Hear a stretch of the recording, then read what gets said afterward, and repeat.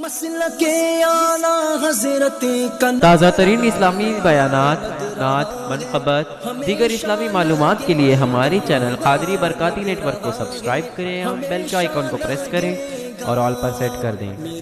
اس video کو پورا watch کریں اور لائک کریں اور اپنے ساتھیوں کے ساتھ شیئر کریں۔ جزاک اللہ خیر۔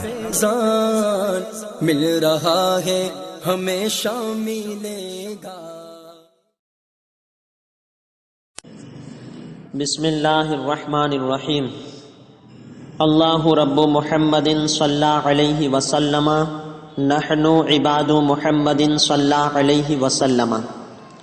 میں نے گزشتہ کل بیان کیا تھا کہ حضرت حوا رضی اللہ تعالی عنہا کو حوا کیوں کہا جاتا ہے۔ اب آج بیان کروں گا کہ حضرت آدم علیہ السلام جنت سے کیا لائیں، جنت سے کیا لائیں۔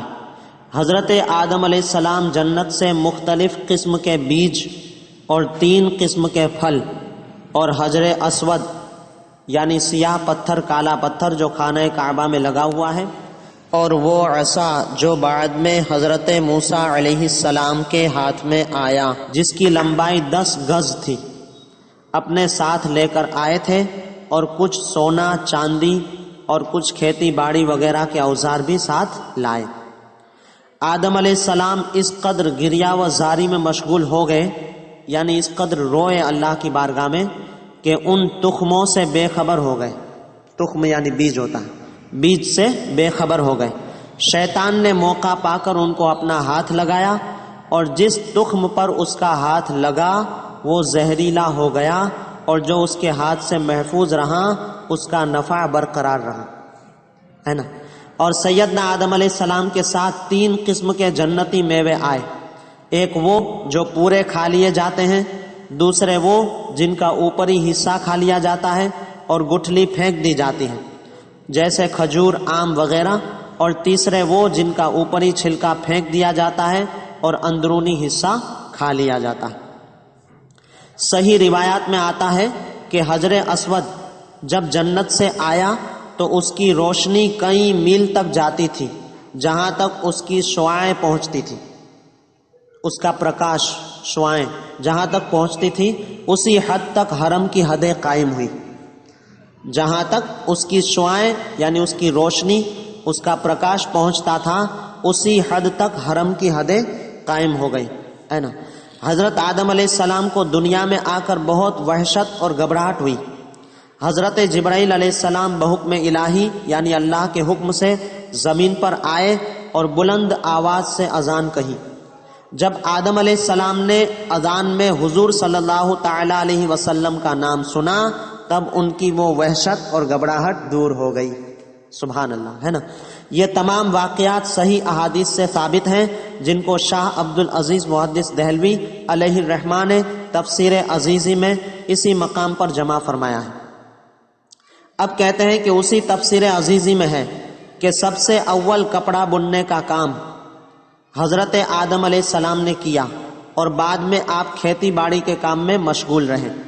نوح علیہ السلام کا ذریعہ معاش یعنی روزی روٹی کا ذریعہ لکڑی کا کام تھا۔ ادریس علیہ السلام کا درزی گیری یعنی درزی والا کام تھا، اور حضرت ہود اور حضرت صالح علیہ السلام تجارت کرتے تھے، اور حضرت ابراہیم علیہ السلام کھیتی باڑی کیا کرتے تھے۔ حضرت موسیٰ علیہ السلام نے کچھ مدت بکریاں چرائیں، اور حضرت داؤد علیہ السلام زرہ بناتے تھے۔ زرہ جو لوہے کا لباس ہوتا ہے، جنگ میں پہنا جاتا ہے۔ حضرت سلیمان علیہ السلام اتنے بڑے بادشاہ ہو کر بھی درختوں کے پتوں سے پنکھے اور زنبیلیں وغیرہ بنا کر گزر بسر کرتے تھے۔ حضرت عیسیٰ علیہ السلام نے کوئی پیشہ اختیار نہ فرمایا، بلکہ ہمیشہ سیر کرتے رہے، ہے نا، یعنی سیر و تفریح جس کو کہتے ہیں۔ حضرت عیسیٰ علیہ السلام نے کوئی پیشہ یعنی کاروبار اختیار نہ فرمایا، بلکہ ہمیشہ سیر کرتے رہے، سیر و تفریح کرتے رہے، اور فرماتے تھے کہ جس نے مجھے صبح کو کھانا دیا ہے وہ شام کا کھانا بھی دے گا۔ تفسیر عزیزی میں اسی مقام پر ہے کہ حضرت آدم علیہ السلام نے کنویں کا پانی کبھی نہیں پیا، بلکہ آپ ہمیشہ بارش کا پانی پیا کرتے تھے۔ سب سے پہلے آدم علیہ السلام نے چاندی سے روپیے اور سونے سے اشرفیہ بنائیں۔ تو یہ اشرفیہ اور روپیہ جو ہیں، یعنی اشرفیہ اور درہم و دینار جس کو کہتے ہیں، یہ سب جو ہے آدم علیہ السلام کے دور سے بھی ہیں۔ بس یہیں پر میں اپنا بیان ختم کرتا ہوں۔ اللہ تبارک و تعالیٰ کی بارگاہ میں دعا ہے مولا کریم اپنے حبیب لبیب صلی اللہ تعالی علیہ وسلم کے رخ روشن کے صدقے میں ہم سب کو دین متین کی صحیح سمجھ عطا فرمائے اور مسلک اہل سنت، مسلک اعلیٰ حضرت پر صحیح معنوں میں چلتے رہنے کی توفیق رفیق عطا فرمائے۔ وما علینا الا البلاغ۔ السلام علیکم ورحمۃ اللہ وبرکاتہ۔